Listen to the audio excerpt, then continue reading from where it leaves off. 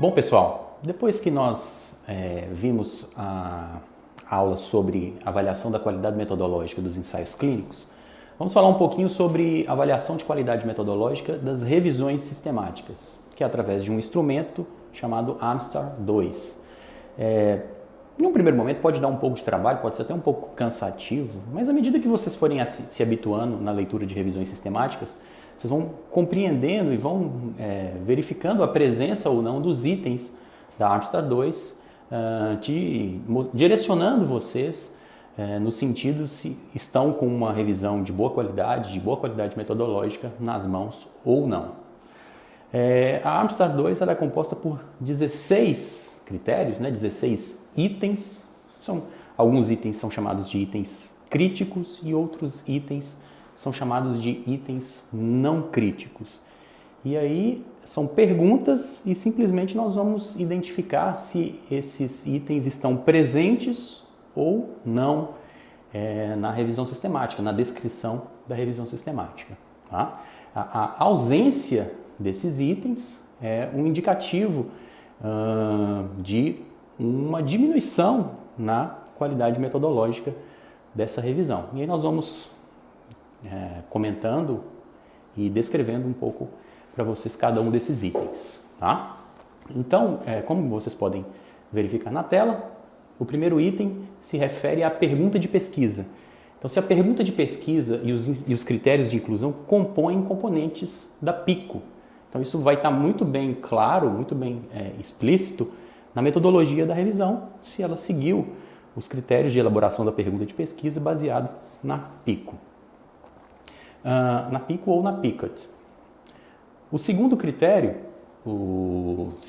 da AMSTAR 2 se refere à presença do registro, se foi feito um registro prévio dos métodos.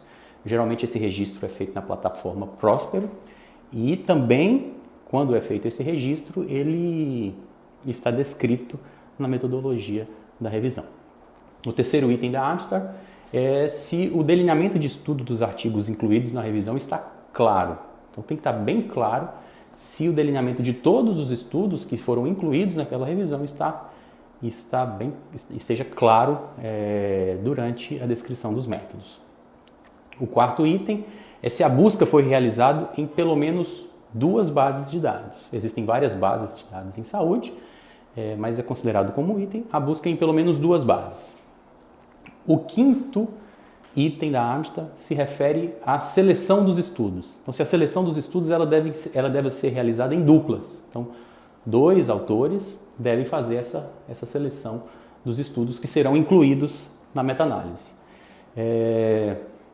Se houver alguma falta de consenso entre esses 2 autores em relação a um ou mais estudos, um terceiro personagem, um terceiro autor, ele entra para o voto de Minerva e ele vai decidir se o estudo vai ser incluído ou vai ser excluído da revisão.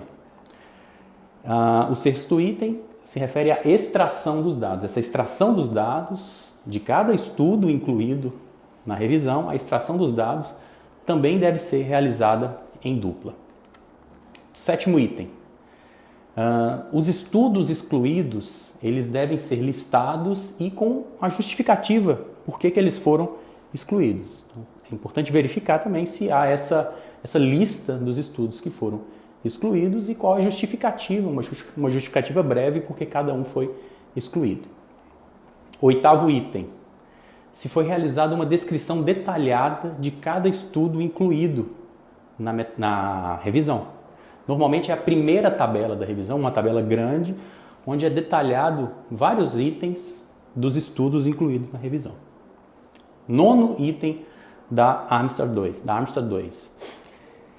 Se foi feita uma análise de risco de viés de cada um dos estudos incluídos. Isso normalmente está bem descrito na meta-análise, na revisão sistemática, se há um risco de viés, se foi feita uma descrição detalhada do risco de viés individual de cada estudo incluído. 10º item. Se foi feita a citação da fonte de financiamento dos estudos incluídos, tá? E se caso eles forem financiados, verificar se essa fonte de financiamento foi citada. O 11º item se refere a uma meta-análise. Em caso de meta-análise, se foram utilizados métodos apropriados para a combinação dos resultados. Porque a meta-análise é uma análise estatística que leva em consideração o resultado conjunto de todos os estudos incluídos na revisão. Então, em caso de meta-análise, é observado se foram realizados métodos apropriados para a combinação desses resultados de cada estudo incluído na revisão. O 12º item, também em casos de meta-análise, é verificar se foi avaliado o impacto do risco de viés de cada um dos estudos no resultado final. Porque, como nós já falamos ao longo desse curso, podem ter estudos bons incluídos, podem ter estudos ruins incluídos, podem ter estudos com baixo risco de viés, podem ter estudos com alto risco de viés, e às vezes um estudo com alto risco de viés, com baixa qualidade metodológica, pode influenciar no resultado final. Então é importante verificar se foi feita essa análise, se foi avaliado o impacto de um estudo que tem um alto risco de viés no resultado final da meta-análise. O 13º item da Armstrong se refere a uma interpretação ou uma discussão dos resultados se foi considerado o risco de viés, se na interpretação, se na discussão foi considerada a questão do risco de viés de cada um dos estudos incluídos na revisão. O 14º item, verificar se foi feita alguma explicação ou discussão da heterogeneidade dos resultados. Porque como são vários estudos, podem ser vários estudos incluídos numa revisão, então podem ter pacientes diferentes, terapeutas diferentes, protocolos diferentes, dosagens de exercícios diferentes. Então há uma heterogeneidade que pode, de alguma forma, influenciar no resultado. E é importante essa descrição, é importante essa explicação, essa discussão da heterogeneidade. Então, vale muito a pena a gente observar na descrição, no texto da revisão, se ocorre ou não essa explicação ou discussão da heterogeneidade. O 15º item é verificar o viés de publicação. Se o viés de publicação foi avaliado na revisão. O que é o viés de publicação? Em geral, estudos com resultados favoráveis, com resultados bons, são publicados mais facilmente, mais rapidamente. E estudos com resultados negativos tendem a demorar mais para serem publicados ou até mesmo acabam não sendo publicados. As revisões elas podem reportar essa informação, elas podem estar ao longo do texto reportando a presença do viés de publicação ou não. Como eu falei, pode ser no início um pouco cansativo, porque são 16 itens, mas à medida que vocês forem lendo, forem se habituando na leitura de revisões sistemáticas, vocês vão identificando cada ponto. Esse ponto aqui está presente, esse ponto aqui está ausente. Lembrando que a ausência desses pontos, eu vou falar daqui a pouco com vocês a interpretação, vai diminuindo a qualidade metodológica da revisão. E o último ponto, o último item da Armstrong, o 16º item, é se foi declarado o conflito de interesse pelos autores da revisão. Então é muito comum autores de revisão fazerem uma revisão sistemática de algum tratamento, de alguma intervenção, no qual eles têm alguma relação, algum vínculo, algum conflito de interesse. Então é importante que haja essa declaração de conflito de interesse e verificar se a declaração de conflito de interesse está presente. Como vocês podem ver aqui na imagem, no slide, então essa aqui é a interpretação. Então nós temos, como eu falei no início da aula, os domínios críticos e os domínios não críticos. Os domínios críticos são os itens 2, 4, 7, 9, 11, 13 e 15. E os domínios não críticos são os itens 1, 3, 5, 6, 8, 10, 12, 14 e 16. Então, como que é a interpretação? Uma revisão de alta qualidade metodológica tem até um domínio não crítico. Então, deixou de responder, vamos dizer assim, deixou de acatar pelo menos um dos domínios não críticos. Então, essa é considerada uma revisão de alta qualidade metodológica. Uma revisão de moderada qualidade metodológica, quando tem mais de um domínio não crítico. Deixou de contemplar mais de um dos domínios considerados não críticos. O que é uma revisão de baixa qualidade metodológica? A revisão de baixa qualidade metodológica é que tem pelo menos um domínio crítico. Deixou de contemplar um item dos domínios críticos. E revisão de qualidade criticamente baixa, de qualidade metodológica criticamente baixa, é que deixa de contemplar mais de um domínio crítico. Então, com a presença de mais de um domínio crítico, essa revisão ela é considerada de qualidade metodológica criticamente baixa. Bom, um outro aspecto importante no que diz respeito à avaliação crítica das evidências é a qualidade da evidência, ou certeza da evidência.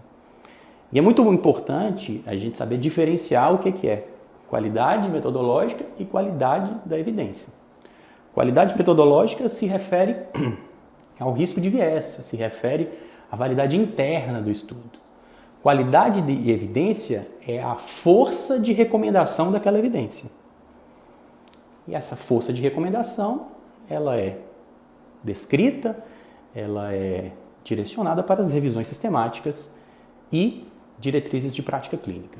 Aí nós temos a GRADE, que é um sistema de avaliação que classifica a qualidade da evidência. Então, a qualidade da evidência se refere à confiança que as estimativas de efeito são adequadas para dar suporte a uma tomada de decisão clínica, como um tratamento, por exemplo. A gente entende também a qualidade da evidência como nível de certeza ou nível de incerteza. Então, quanto maior a qualidade da evidência, maior o nível de certeza. Quanto menor a qualidade da evidência, menor o nível de certeza daquela evidência ou maior o nível de incerteza. Então, como vocês podem visualizar no slide, essas aqui são as classificações da qualidade da evidência de acordo com a GRADE. Então, uma qualidade de evidência alta seria uma alta confiança que o efeito real está próximo da estimativa de efeito apresentada na revisão. Então, trocando em miúdos, a estimativa de efeito observada na revisão está próximo do que é realmente na população. O efeito real quando extrapolado para a população. Uma qualidade de evidência moderada é uma moderada confiança na estimativa de efeito. É provável que o efeito real está próximo da estimativa apresentada na revisão, mas há uma possibilidade de ser diferente. Qualidade baixa. O que é uma qualidade baixa de evidência? Então é quando nós temos uma limitação na confiança na estimativa de efeito. O efeito real na população pode ser muito diferente daquela que foi apresentada na revisão. E por fim, finalmente, nós temos uma qualidade de evidência muito baixa. O que é definido uma qualidade de evidência baixa pela GRADE? Então é pouca confiança na estimativa de efeito. É muito provável que o efeito real na população seja muito diferente daquela estimativa apresentada na revisão. E aqui eu vou exemplificar para vocês. Então, isso aqui é uma revisão sistemática Cochrane, como nós já falamos ao longo desse curso. As revisões Cochrane têm uma tendência de ter uma qualidade metodológica superior às revisões não Cochrane. Então, isso aqui é uma revisão sobre Pilates no tratamento da dor lombar. E aqui eu coloquei para vocês, nessa imagem abaixo, um gráfico, que é um forest plot. Nós vamos ter uma aula específica sobre interpretação de revisões sistemáticas, específica sobre interpretação de forest plot. E aqui, especificamente, nós temos duas meta-análises, tá?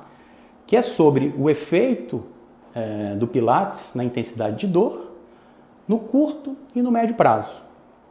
As duas situações, tanto no curto quanto no médio prazo, foi a favor do Pilates. O Pilates melhorou a intensidade de dor quando comparado com uma intervenção mínima, tanto no curto prazo quanto no médio prazo. E no texto, explicando esse gráfico, os autores eles descrevem a qualidade da evidência, a diminuição da intensidade da dor. O Pilates, o efeito do Pilates na diminuição da intensidade da dor no curto prazo teve uma baixa qualidade de evidência. Já a diminuição da intensidade da dor no grupo que realizou Pilates, comparado com a intervenção mínima, teve uma qualidade de evidência moderada.